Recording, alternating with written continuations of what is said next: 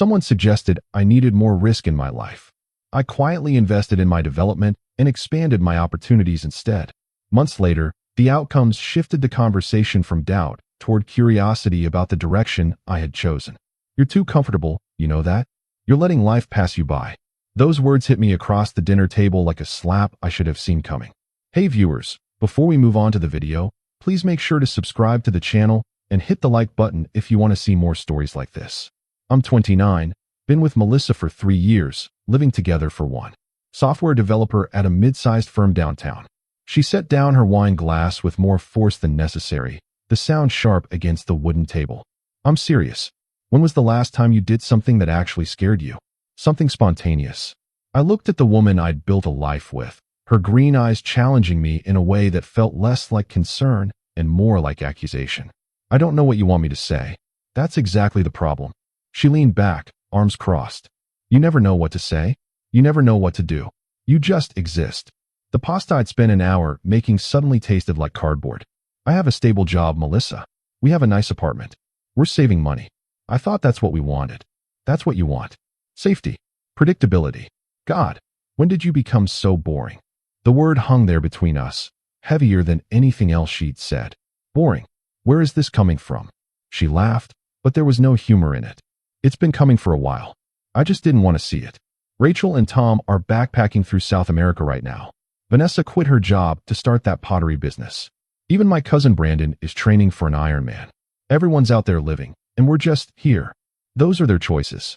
We have different priorities. No, she pointed at me. You have different priorities. I'm just stuck in them with you. I felt something shift in my chest, a hairline crack forming in the foundation I thought we'd built together. What do you want me to do? Quit my job? Jump out of a plane? Buy a motorcycle? I want you to want something more than the next paycheck and the same Friday night routine. I want you to have some fire, some ambition beyond just being adequate. Adequate. That word somehow hurt more than boring. I do have ambitions. Really? Name one thing you're passionate about. One thing that gets you excited to wake up in the morning. I opened my mouth, then closed it. She saw my hesitation and nodded slowly, like I'd just confirmed something she'd already decided. That's what I thought. She stood up, leaving her plate half finished. I'm going to bed. Don't wait up. I sat there alone with the remnants of our dinner, my mind racing. The apartment felt too quiet. I pulled out my phone, staring at the screen without really seeing it. Then I opened a notes app and started typing. Not a defense of myself. Not an argument against her accusations. A list. Skills I'd been meaning to learn. Certifications I'd looked into but never pursued. Books I'd bookmarked but never bought. By the time I went to bed, the list had 37 items. Melissa was already asleep, or pretending to be, facing the wall. I lay awake until 3 in the morning, her words playing on repeat.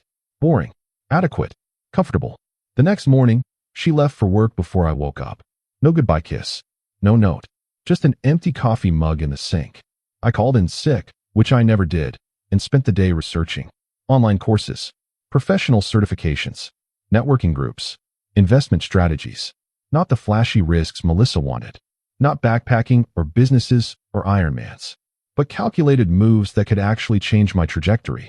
By noon, I'd enrolled in 3 courses: Advanced Cloud Architecture, Machine Learning Fundamentals, and Product Management Essentials.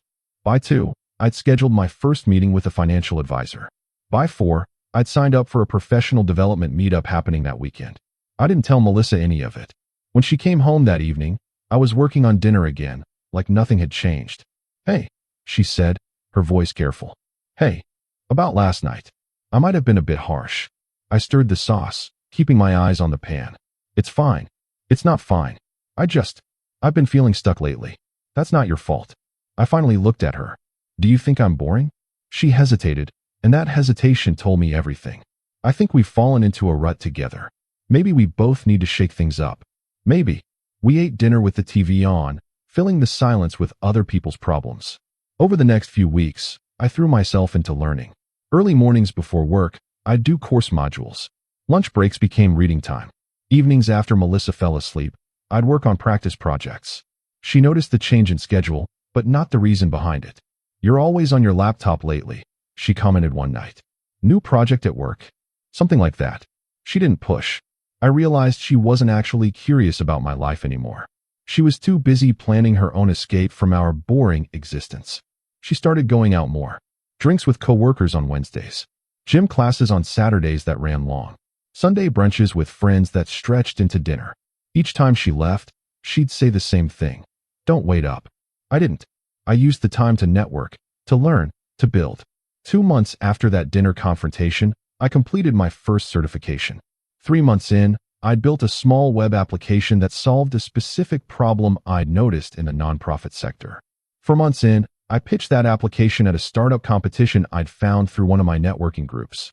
I didn't win, but 2 investors asked for my contact information, and 1 nonprofit director wanted to implement my solution. I still didn't tell Melissa. She'd stopped asking about my days anyway. Our conversations had become transactional. Can you pick up milk? I'll be home late tomorrow. Did you pay the electric bill? We were roommates who occasionally had sex, and even that was becoming rare. 5 months after she called me boring, she came home with news. I got offered a position at the Seattle office. I looked up from my laptop. They want me to start in 6 weeks. It's a significant raise. Better title. This could be really good for my career. Are you asking me to move with you, or telling me you're leaving? She sat down across from me, and I saw something like relief in her eyes. I don't know. What do you want? I think you've already decided. She didn't deny it. We've been drifting apart for months. You know we have. Yeah. You're not going to fight for this. I closed my laptop and met her gaze directly. Would it matter if I did? She looked away first. Probably not. Then there's your answer. She nodded slowly. I'm sorry. I really am. You're a good guy. You're just not my guy. Not anymore. When did I stop being your guy? I don't know. Maybe when you stopped being excited about anything. Maybe when you chose safety over everything else. I could have told her then. About the courses, the certifications, the projects, the networking. About the investor meetings I'd been taking during my lunch breaks.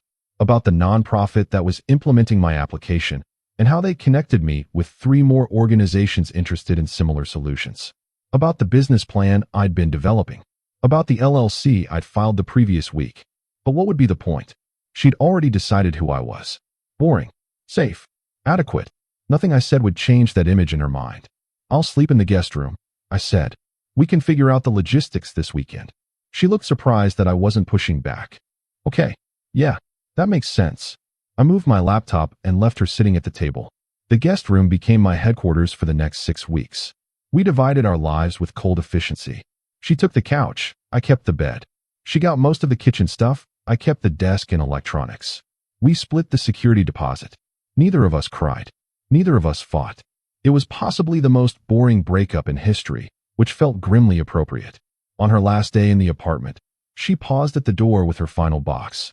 I hope you find what you're looking for. I really do. You too. Maybe take a chance on something crazy sometime. Life's short. I almost laughed. Yeah, maybe I will. She left, and I stood in the suddenly empty apartment, feeling lighter than I had in months. I didn't waste time mourning. I had a pitch meeting the next day with a venture capital firm that specialized in social impact startups. One of the investors from the startup competition had made the introduction. The meeting went well. Well enough that they wanted to see a full business plan and financial projections. I spent the next 2 weeks barely sleeping, building out every detail. Market analysis, revenue models, growth projections, impact metrics. 3 weeks after Melissa moved out, I had a term sheet. $500,000 in seed funding. For a company I'd built in silence while my ex-girlfriend thought I was wasting my life being boring. I signed the papers in a coffee shop, my hands shaking slightly. My lawyer, another contact from my networking group, clinked his coffee cup against mine. Congratulations. You're officially a founder. Feels surreal. Best kind of surreal. What's your first move? Hire a development team. I can't build this alone. Smart. Don't try to be a hero. I thought about Melissa's words about taking risks, about fire and ambition. This was my risk. Not reckless or flashy. Calculated. Strategic. Built on research and relationships and late-night work sessions. The kind of risk that actually had a chance of succeeding. 2 months after our breakup, I hired my first 3 employees. 3 months post-breakup, we had our first paying client beyond the initial nonprofit. 4 months gone, and we'd placed second in a major social enterprise competition. The prize money went straight into expanding our platform. I moved into a smaller apartment in a better neighborhood, closer to the co-working space I'd rented for the team. The place had 1 bedroom, minimal furniture, and a view of the skyline that I'd see during those rare moments I wasn't working. My days became a blur of code, meetings, pitches, and product development. But it was the opposite of boring. Every day brought new challenges, new problems to solve, new connections to make. I was finally building something that mattered. 6 months after Melissa left, I got a text from her. "Hey, I know this is random, but I was thinking about you. How are things?" I stared at the message for a long moment. "Things are good. Busy. You. Seattle's great. Met some cool people. The job is challenging in a good way. Glad to hear it." There was a long pause before her next message came through. "I saw you on LinkedIn. Founder and CEO? When did that happen?" There it was. "Been working on it for a while." "Since when?" I could lie, smooth it over, pretend it was recent. But why bother? "Since about a week after you told me I needed more risk in my life." The typing indicator appeared and disappeared several times. Finally, "What? You never said anything. You never asked. I would have supported you. Would you?" Another long pause. "Is that why you didn't fight when I said I was leaving? You already had all this going on."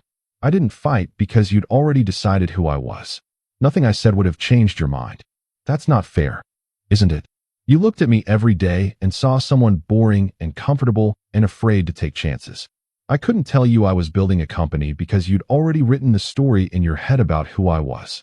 I never meant to make you feel like you couldn't share that with me. Melissa, you literally told me I was adequate, that I had no passion. What was I supposed to do with that?" I was frustrated with my own life. I took it out on you. I know that now. I'm glad you have that clarity. Are you seeing anyone?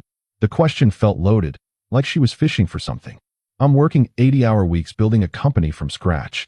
When would I have time to date? Right. Of course. Why are you really texting me?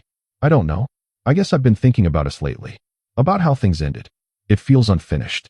It's finished, Melissa. We wanted different things. You wanted adventure and spontaneity. I wanted to build something meaningful. Both are valid. They just weren't compatible. Maybe I judged you too quickly. Maybe you did. Maybe I let you. Doesn't change anything now. Could we get coffee sometime? I'm flying back for Thanksgiving. It would be nice to catch up properly. I thought about it. About sitting across from her again, showing her everything I'd built, proving that I wasn't boring or adequate or comfortable, but that felt like performing for an audience that no longer mattered. I don't think that's a good idea. Oh, okay. I hope Seattle continues to be everything you wanted. I really do. But we've both moved on. Let's leave it there. If that's what you want. It is. For what it's worth, I'm proud of you. What you're building sounds amazing. Thanks. Take care, Melissa. You too. I deleted the text thread after that. Not out of anger or bitterness. Just closure. She was part of a chapter that had ended, and I was too busy writing the next one to keep rereading the old pages. 7 months post-breakup, we landed a contract with a major foundation that wanted to implement our platform across 50 partner organizations. The revenue from that deal meant we could hire 10 more people and expand into 3 new markets. I did an interview with a tech blog about social entrepreneurship. The interviewer asked me what inspired me to start the company. I thought about telling the truth, that my ex-girlfriend called me boring and it lit a fire under me. But that would have made her part of the story. And this story was mine. I wanted to solve a problem I kept seeing in the nonprofit sector. I said instead. Organizations doing amazing work but held back by inefficient tools. I thought I could help. What advice would you give to other aspiring founders? Don't wait for permission to start building. Don't wait for the perfect moment. And don't worry about looking impressive to other people. If you're solving a real problem for real users, that's all that matters. The article went live 2 weeks later. My phone blew up with messages from old friends and former colleagues. Dude, when were you going to tell us you started a company? This is incredible. I had no idea you were doing this. Can I invest in your next round? Not one of them had called me boring when I was working my regular job, but none of them had called me exciting either. I'd just been there, existing in the background of their lives, as unremarkable as wallpaper. Now suddenly I was interesting, worth reaching out to, worth knowing. It was fascinating and a little depressing how quickly perception could shift. I responded politely, but kept most people at arm's length. The real relationships I'd built over the past months were with my team, my investors, and the founders I'd met through various startup communities. People who knew me as I was now, not as I used to be. 8 months after Melissa, I ran into one of her friends at a coffee shop. Rachel, the one who'd been backpacking through South America. Oh my God, hi. She looked genuinely happy to see me. I heard you're doing amazing things. Melissa mentioned you started a company. Word travels fast. She showed me your LinkedIn. Very impressive. I always knew you had it in you. I raised an eyebrow. Did you? Because I remember a lot of conversations where I was the boring boyfriend holding her back. Rachel had the grace to look uncomfortable. We were frustrated with our own lives. We took it out on the people around us. That wasn't fair to you. No, it wasn't. For what it's worth, Melissa regrets how things ended. She talks about you sometimes. She texted me a few months ago. I wasn't interested in reconnecting. Can I ask why? You clearly don't hate her. I stirred my coffee, considering my answer. Because she loved an idea of who I could be, not who I actually was. She wanted me to change into something that would validate her own choices. When I didn't change the way she expected, she decided I wasn't worth the effort. I don't hate her for that, but I'm not interested in showing her she was wrong either. That's really mature. It's really just being done with the whole thing. Rachel nodded slowly. She's dating someone new. Some guy who does extreme sports and travels constantly. She seems happy. Good. She deserves to be happy. So do you. Are you? Happy, I mean. I thought about the question honestly. My company was growing, but still fragile. I worked constantly and barely slept. My personal life was non-existent. But every day I woke up excited about what I was building. Every problem felt like a challenge worth solving. Every small victory felt earned. Yeah, I said. I actually am. I'm glad. You look different. More confident, maybe. I feel different. Turns out building something from nothing changes you. Will you tell Melissa I said hi? You can tell her yourself. We're not in contact. Right? Of course. Well, it was good seeing you. Really. She left, and I went back to work on my laptop. 10 months after the breakup, we closed our series of funding round. $3 million. The validation wasn't just financial. It was proof that the calculated risks I'd taken were paying off. We moved into a real office, hired 20 more people, and started expanding internationally. I hired a management team so I could focus on strategy and product vision. One of my new hires was a product manager named Christine who had 10 years of experience at major tech companies. She was brilliant, funny, and had no patience for inefficiency. Your onboarding process is a mess, she told me in our first week working together. Who designed this? Me mostly. I was figuring it out as I went. Classic founder mistake. You're great at vision, terrible at systems. That's why you hired me. I laughed. Fair enough. Fix it. Already started. You'll have a new process by end of week. Working with Christine was like having a translator for my own thoughts. I'd explain a vague concept, and she'd turn it into actionable steps. We fell into an easy rhythm, and after a few months, I realized I'd started looking forward to our morning strategy sessions more than any other part of my day. One evening, after everyone else had left, she looked up from her laptop. Can I ask you something personal? Sure. Why did you start this company? And I don't mean the official answer you give in interviews. The real reason. I leaned back in my chair. Someone once told me I was too comfortable, that I was boring and had no ambition. Instead of becoming what they wanted me to become, I decided to become what I wanted to become. This company is the result of that decision. Someone sounds like they were an idiot. Someone was my girlfriend at the time. Well, her loss. That's what I keep telling myself. Christine smiled. For what it's worth, you're the least boring person I've worked with. Most founders are all flash and no substance. You're the opposite. All substance, minimal flash. It's refreshing. I'll take that as a compliment. It absolutely is. She went back to her laptop, and I found myself smiling. Not because of any romantic interest, though I couldn't deny I found her attractive, but because someone saw who I actually was and appreciated it. That felt better than any external validation I'd received so far. A year after Melissa left, I got invited to speak at a tech conference about social entrepreneurship. The auditorium held 300 people. I'd gone from writing code in my apartment to standing on a stage, sharing my journey with hundreds of aspiring founders. During the Q&A, someone asked, "What was the hardest part of starting your company?" I thought about all the obvious answers. The funding challenges, the technical hurdles, the long hours. But I gave the honest answer instead. The hardest part was believing I was worth betting on. I spent years playing it safe, living small, because I didn't think I had anything valuable to offer. Starting this company meant confronting that belief and proving it wrong. The technical stuff was easy compared to that internal work. After the talk, a dozen people came up to shake my hand or ask follow-up questions. One woman in her mid-40s waited until everyone else had left. I needed to hear that, she said. I've been playing it safe my whole life. I'm 43 and I'm tired of being comfortable. What's stopping you from making a change? Fear mostly. Fear of failing. Fear of looking stupid. Fear of proving everyone right who said I should just be grateful for what I have. I can't tell you those fears will go away. They won't. But I can tell you that calculated risks based on real skills and real research aren't nearly as scary as they seem. And even if you fail, you'll learn something valuable. That's more than you'll get from staying still. She smiled, tears in her eyes. Thank you. Really. After she left, I stood in the empty auditorium for a moment, taking it all in. A year ago, I'd been sitting in my apartment, being called boring by someone I loved. Now I was inspiring strangers to bet on themselves. The irony wasn't lost on me. That evening, I checked my phone and saw a message from an unknown number. Hi, this is probably weird, but I was at your talk today. I'm Melissa's friend Vanessa, pottery business. Just wanted to say you were great up there. Also wanted to say sorry for being part of the group that probably made you feel like you weren't doing enough. We were all projecting our own stuff onto you. Anyway, hope you're well. I stared at the message for a long time. An apology I never asked for, from someone I barely knew. But it felt like the final piece of closure I didn't know I needed. Thanks for reaching out, I typed back. No hard feelings. We all project sometimes. Good luck with the pottery business. She responded immediately. Thanks. By the way, Melissa asks about you sometimes. I think she realizes she messed up. Just thought you should know. I appreciate you telling me. But I've moved on. I hope she has too. She's trying to. New relationship, new city, all that. But I think you were the one that got away, you know? I almost laughed. The one that got away.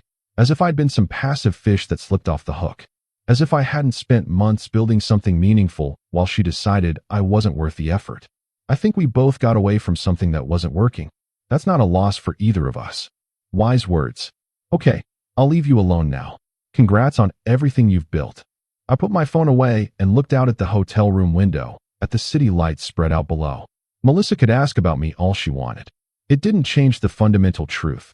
She'd looked at me and seen someone boring, someone comfortable, someone content with mediocrity.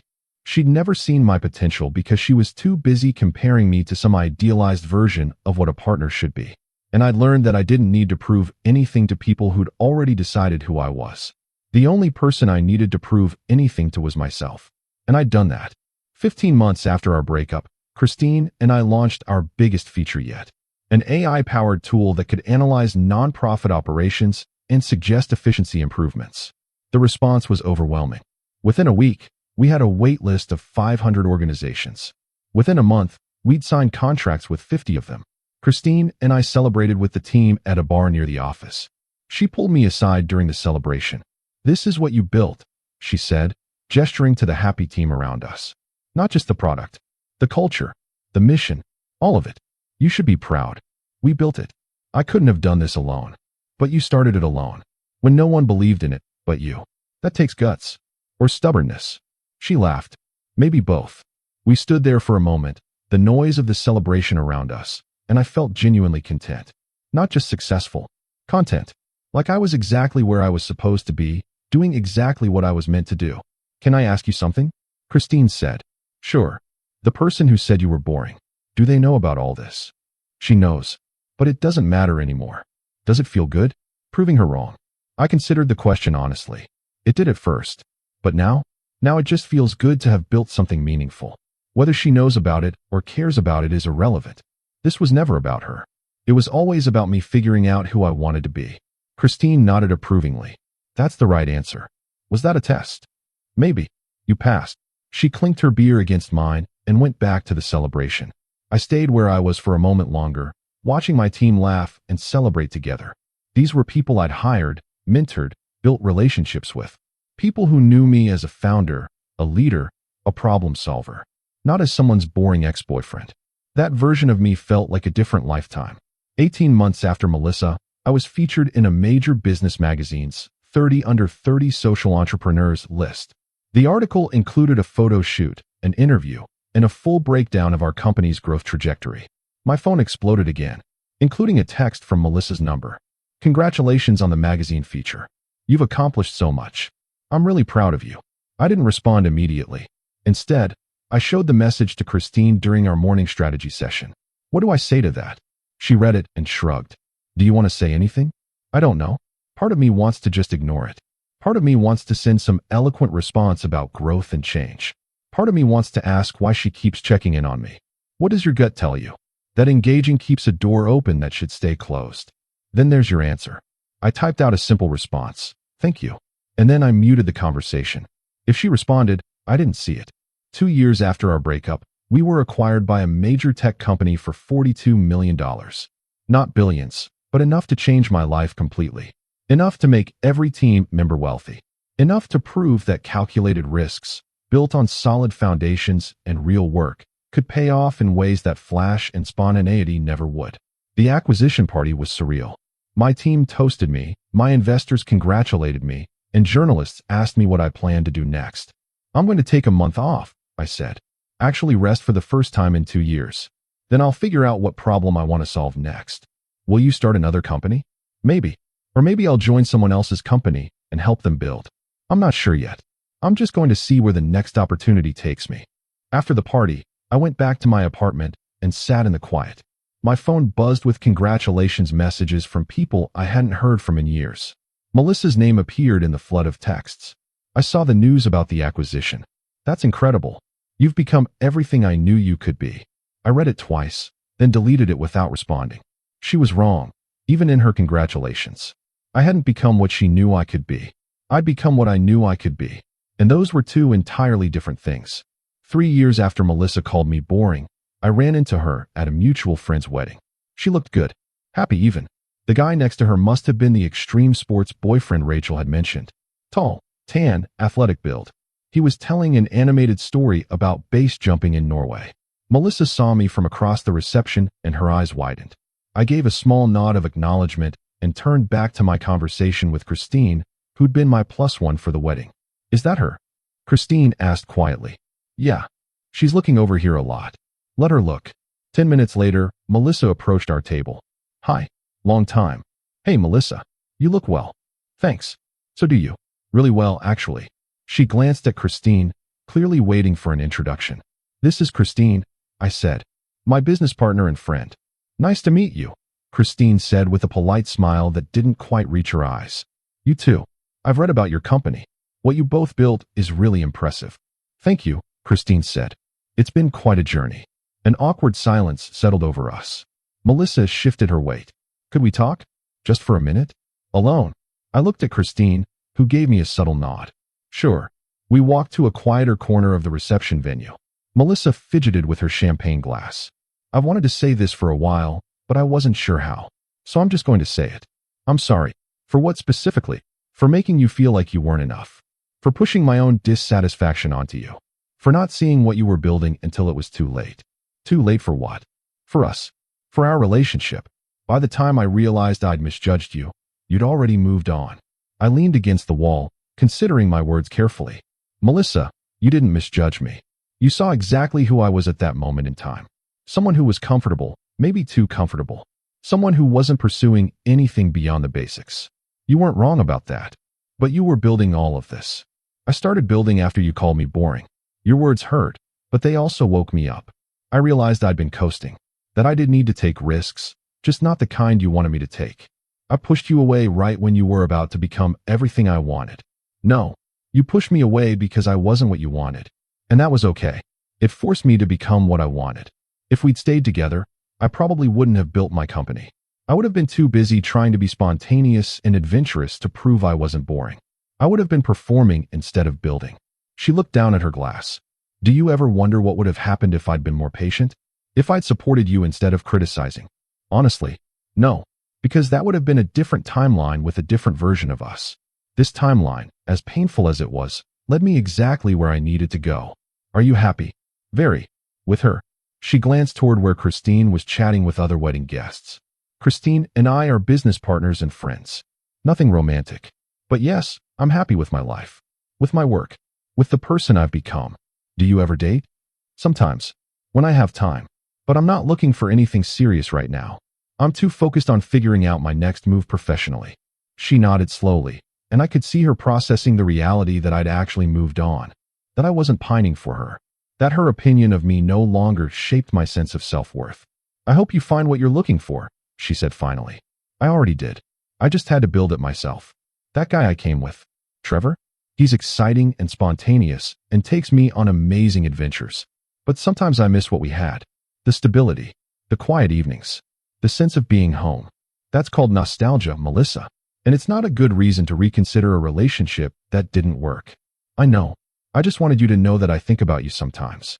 About what we could have been. We were what we were. Nothing more, nothing less. And that's okay. She smiled sadly. You really have changed. You're more confident, more present. I'm more myself. That's all. I'm glad you found that. Even if I wasn't part of the journey. Me too. We stood there for another moment, and then she reached out and squeezed my hand briefly. Take care of yourself. You too. She walked back to Trevor, who wrapped an arm around her shoulders and kissed her temple. I watched them for a second, feeling nothing but mild indifference. Then I went back to Christine. You okay? She asked. Yeah, just closing a chapter that's been waiting to be closed. Good. Now can we talk about that investor who cornered me earlier? He wants to fund our next venture. Apparently, he's been following our work since the acquisition. I grinned. Tell me everything. And just like that, I was back in the present, thinking about the future, no longer haunted by the past. The next morning, I woke up in my apartment with the sun streaming through the windows. My phone showed several missed calls from investors and entrepreneurs wanting to connect. I made coffee and sat on my balcony, looking out at the city. 3 years ago, Melissa had told me I needed more risk in my life. She'd been right, just not in the way she thought. The risk wasn't in being reckless or spontaneous or seeking thrills. The risk was in believing I was capable of more, in investing time and energy into becoming someone different, in building something from nothing when no one was watching or cheering me on. That was the real risk. And the payoff had been everything I never knew I wanted. My phone buzzed with a text from Christine. Coffee later? I have 3 ideas for our next project, and I need you to tell me which one is least crazy. I smiled and typed back. All your ideas are crazy. That's why they work. Coffee at 2. Perfect. Bring your laptop. This is going to be good. I finished my coffee and got ready for the day. Another meeting, another opportunity, another chance to build something meaningful. Some people might call it boring. Working hard, making calculated decisions, building slowly and steadily. But I learned that boring was just another word for sustainable. And sustainable was how you built something that lasted. As I walked out of my apartment that morning, I didn't think about Melissa or her opinion of who I used to be. I thought about the problems I wanted to solve, the team I wanted to build, and the impact I wanted to make. That's what passion looked like. Not loud or flashy or dramatic. Just consistent, determined, and deeply intentional. And that was more than enough.